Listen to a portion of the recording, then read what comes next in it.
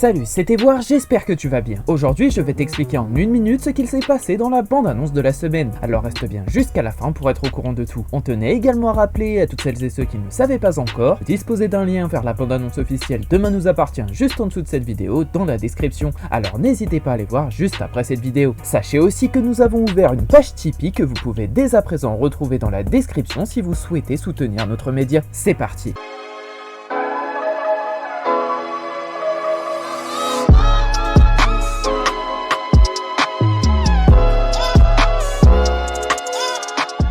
La semaine dernière, l'intrigue a été dominée par le lourd secret de Sophia et la situation inquiétante de son bébé Orso. Alors qu'Aurore et William découvrent avec émotion qu'ils sont grands-parents, de nombreuses zones d'ombre apparaissent rapidement autour de la grossesse et du père de l'enfant, laissant place au doute et à l'inquiétude. Les soupçons s'intensifient lorsque le comportement de Sophia devient de plus en plus étrange, surtout au moment où Orso tombe gravement malade. L'état du nourrisson se dégrade au fil des jours jusqu'à nécessiter une hospitalisation en urgence, plaçant William en première ligne et mettant toute la famille sous pression. En parallèle, le retour inattendu de Pedro à 7 et son intérêt pour le bébé accentue les tensions. Pour cette semaine dans Demain nous appartient, Pedro a volé le badge de Swazik en fouillant dans son sac pendant qu'elle était dans la salle de bain. Il prépare son coup en douce, sans que sa famille ne se doute un seul instant qu'il a un rapport très proche avec le petit bébé Orso et qu'il s'apprête à débarquer à l'hôpital Saint-Clair afin de récupérer le nourrisson. Pedro tente alors d'enlever Orso à l'hôpital en se déguisant en faux médecin et il profite d'un moment où le bébé est seul, mais Sophia surprend Pedro avec le couffin et le reconnaît.